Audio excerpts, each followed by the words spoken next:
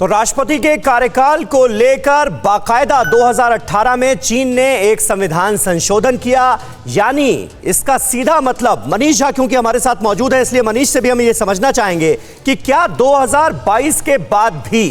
Jinping ने ये पूरी तैयारी कर ली है कि वो सत्ता में बरकरार रहेंगे, जमे रहेंगे? देखिए, पिछले 9 साल से सत्ता में बने रहने के बाद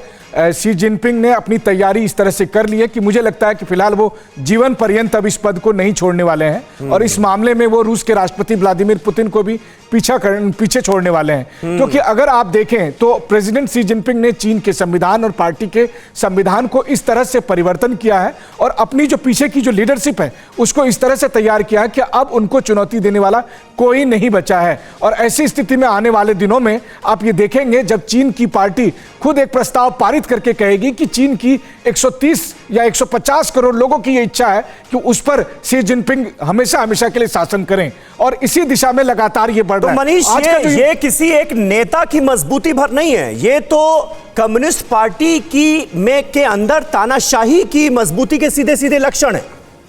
जी हाँ, बिल्कुल। देखिए, एक तो सबसे बड़ी बात यह है कि आज 100 साल की जो ये कामयाबी है इसको केवल आप इस रूप में देख सकते हैं कि अब चीन एक देश के बजाय एक पार्टी बन चुका है। उसका जर्रा जर्रा एक पार्टी का हिस्सा है और उसी पार्टी की इस शताब्दी समारोह में दरअसल पार्टी अब अपने बीच में से एक व्यक्ति को आगे बढ़ा रही है। तो जो बात आप कह रहे हैं, दरअसल इसका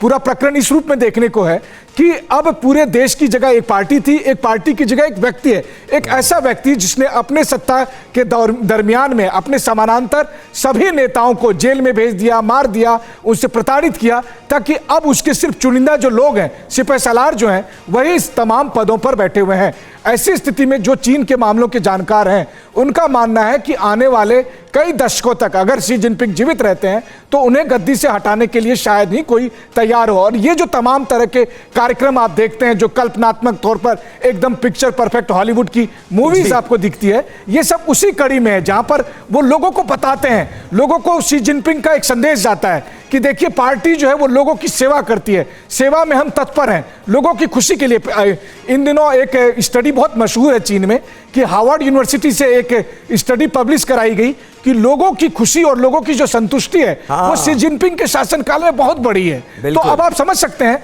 कि शी जिनपिंग ही उनके सर्वे सर्वा हैं, उनके देवता हैं, कोई और है ही नहीं। और इसी वजह से चीन बाकी सब कुछ को मना करता है कि आप केवल शी जिनपिंग के कामकाज को और पार्टी के नेतृत्व पर भरोसा करिए और उन्हीं के हिसाब से हंसिए, रोइए, खाइए, बच्चे पैदा करिए, नहीं करिए,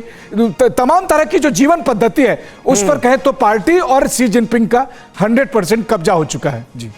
बिल्कुल बिल्कुल। और ये जो हम समारोह की तस्वीरें देख रहे हैं, 100 साल के बड़े जश्न की तस्वीरें देख रहे हैं मनीष, ऐसे वक्त में जब चीन से निकले कोरोना वायरस ने दुनिया भर में तबाही मचाई हो, ये जख्मों पर नमक छिड़कने जैसा नहीं है?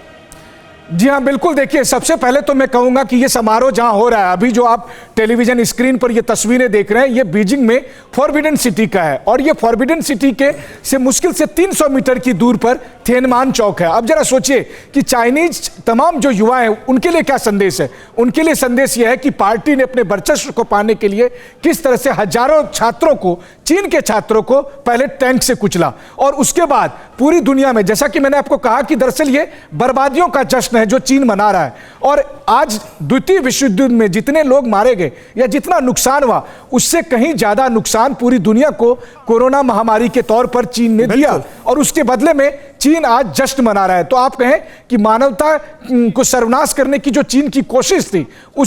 उसके बाबत यह शताब्दी समारोह मनाया जा रहा है। और यह समारोह दरअसल चीन अपने अतीत के गौरव या वर्तमान की कामयाबी और भविष्य की जो प्लानिंग है उसके नाम पर करता है। देखिए, अभी जो तस्वीर आपको दिख रही है कि चीन के तमाम युवा जो है वो हाथ हिलाते हुए बहुत बड़ी खुशी से ताली बजा रहे हैं, ये सब अगर आप बहुत गंभीरता से देखेंगे तो आपको एक रोबोट के तौर पर दिखेगा। क्योंकि मैं कई बार चीन में गया, जब बहुत देर तक आप लोगों से बात करेंगे तब वो खुलकर आपको कहेंगे कि दरअसल उन्हें क्या सोचना है, क्या बोलना है। आपको हैरानी होगी इस बात को लेकर कि चीन के राष्ट्रपति शी जिनपिंग का जो डेट ऑफ बर्थ है वो भी चीन के 90% से ज्यादा लोगों को नहीं पता है, क्योंकि वहां पर यह इजाजत नहीं है कि आप अपने नेता के बारे में बात कर सके। अड़ी सोमवार से शुक्रवार शाम 6 बजे सिर्फ TV9 भारतवर्ष पर।